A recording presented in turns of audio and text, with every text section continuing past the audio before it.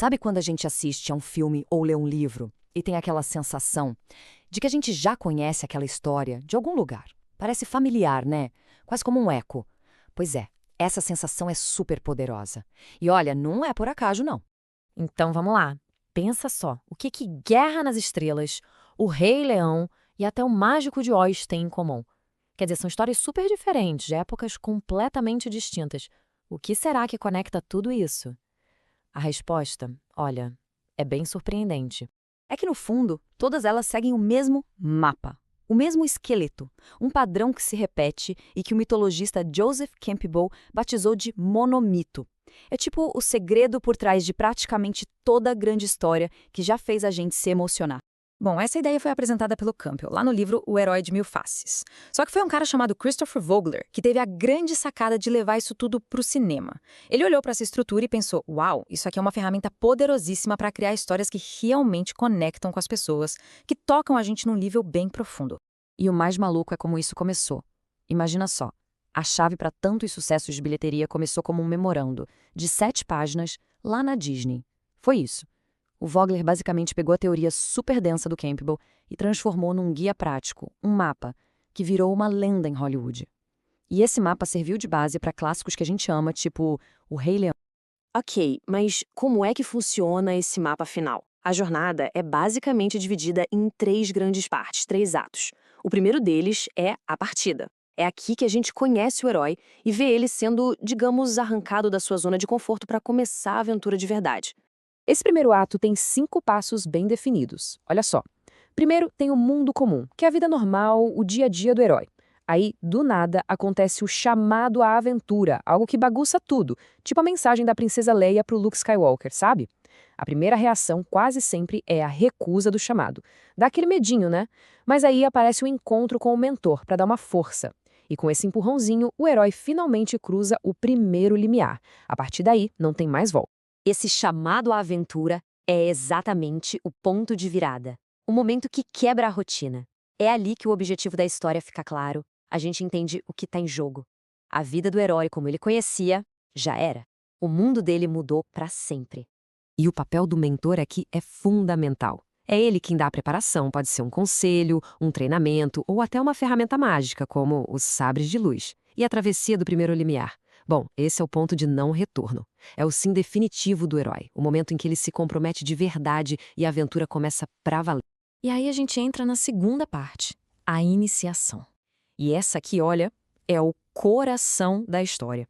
É aqui que o herói vai enfrentar os maiores perrengues, aprender como as coisas funcionam nesse mundo novo e se preparar para o grande confronto. Nessa fase, o herói passa por 4 momentos-chave. Primeiro, ele encara testes, aliados e inimigos. É quando ele descobre em quem confiar e aprende as regras do jogo. Depois vem a aproximação da caverna oculta, que é a preparação para entrar no lugar mais perigoso. É lá que rola a provação, o confronto com o maior medo de todos. E se sobreviver, ele consegue a recompensa, aquilo que ele veio buscar. Essa fase dos testes, aliados e inimigos, é super importante para o personagem crescer. É um momento de adaptação mesmo, em que ele aprende não só sobre esse mundo novo, mas sobre si mesmo. E é aqui que a gente, o público, cria aquela conexão com os personagens que vão ajudar ele na jornada. E então vem o momento decisivo, a provação. Pensa no momento mais tenso, a crise central da história. É aqui. O herói fica cara a cara com seu maior medo, num confronto de vida ou morte. Ele precisa, de certa forma, morrer, simbolicamente, para poder renascer, mais forte, transformado. É a batalha que define absolutamente tudo. E o que vem depois de sobreviver a tudo isso? A recompensa. Depois de encarar a morte, o herói finalmente consegue o que veio buscar.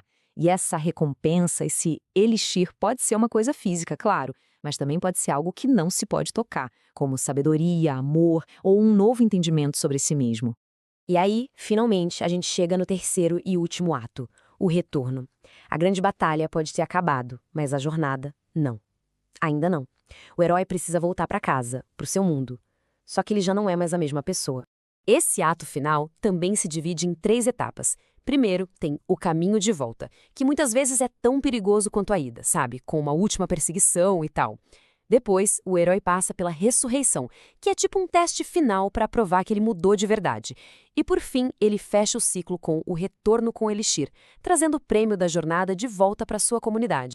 E isso aqui mostra perfeitamente qual é o propósito de tudo. O retorno com o Elixir é essencial. Pensa bem, de que adiantaria a jornada toda se o herói não voltasse com algo para compartilhar?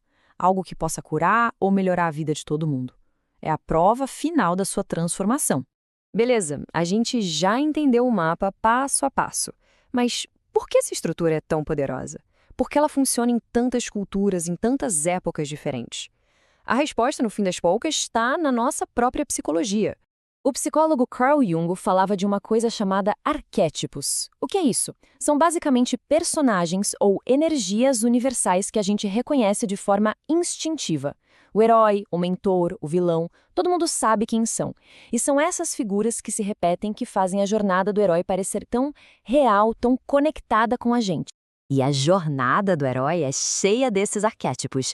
Tem o mentor, que é o guia, o guardião do limiar, que testa o herói, o camaleão, aquele personagem que a gente nunca sabe de que lado tá, a sombra, que é o vilão, a representação dos medos, e o pícaro, o trickster, que tá ali pro alívio cômico e para quebrar as regras. Agora, tem uma crítica que sempre aparece. Ah, mas se todo mundo usa isso, as histórias não ficam todas iguais, previsíveis. E aqui o Vogler fez uma distinção que é importantíssima. Ele diz que a jornada não é uma fórmula, e sim uma forma. Não é uma receita de bolo com regras rígidas, mas sim um esqueleto, uma estrutura flexível que pode ser adaptada e reinventada de mil maneiras. E esse é o pulo do gato. Os grandes contadores de história não copiam um modelo, eles usam como ponto de partida para inovar. A estrutura tem que servir à história, e não a história se encaixar na estrutura. É uma ferramenta, não uma jaula para a criatividade. E, no fundo, sabe por que essa jornada mexe tanto com a gente? Porque ela é um espelho da nossa própria vida. Todos nós, em algum momento, recebemos um chamado, cruzamos um limiar, enfrentamos nossas provações e, se tudo der certo, a gente retorna um pouco mais sábio. É a história da condição humana, no fim das contas. Então, da próxima vez que for ver um filme ou ler um livro, fica de olho. Tenta encontrar esse padrão.